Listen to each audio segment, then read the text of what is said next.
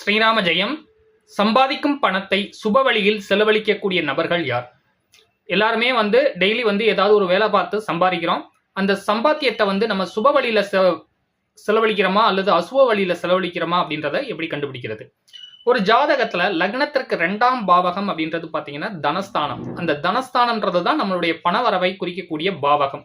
ஒரு ஜாதகத்துல இந்த 2ஆம் அதிபதி அப்படின்னு சொல்லக்கூடிய கிரகம் லக்னத்திற்கு 12ஆம் இடம் அப்படின்னு சொல்லக்கூடிய விரயஸ்தானத்துல போய் உட்கார்ந்து அங்கு சுபகிரகமாகிய குரு பகவான் அதோட தொடர்பு கொண்டா அவங்க தான் சம்பாதிக்கக்கூடிய காசை சுப வழிகளில் செலவழிக்கக்கூடிய அமைப்புகள்ல இருப்பாங்க.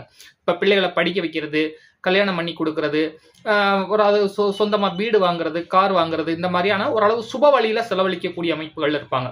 அதே மாதிரி ஒரு ஜாதகத்துல தனக்காரகன் அப்படின்னு சொல்லக்கூடிய குரு பகவான் 2ஆம் இடம் அப்படின்னு சொல்லக்கூடிய இடத்துல உட்கார்ந்திருந்தா அவங்களுக்கு ஓரளவு நல்ல பண வரவு வந்தா கூட 2ஆம் அதிபதி லக்னத்திற்கு 12ஆம் பாவகத்துல இருந்துச்சுன்னா அவங்க சுபவரயங்கள் செய்யக்கூடிய அமைப்புகள் இருப்பாங்க.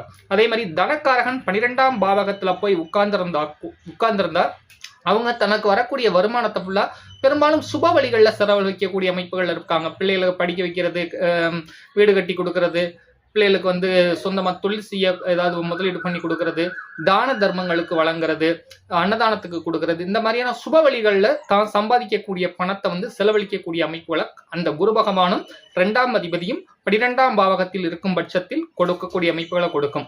2ஆம் அதிபதி லக்னத்துக்கு 12ஆம் பாவகத்துல போய் உட்கார்ந்து ஒன்றுக்கும் மேற்பட்ட பாவ கிரக தொடர்புகள், குறிப்பாக சனியினுடைய தொடர்புகளையோ அல்லது ராகுவினுடைய தொடர்புகளையோ பெற்றிருந்தால் தான் சம்பாதிக்கக்கூடிய பணத்தை அசுப வழிகளில் செலவழிக்கக்கூடிய அமைப்புகள்ல இருக்கும்.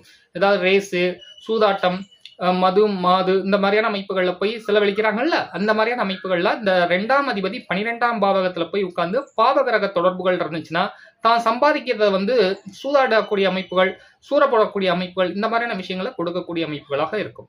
நன்றி.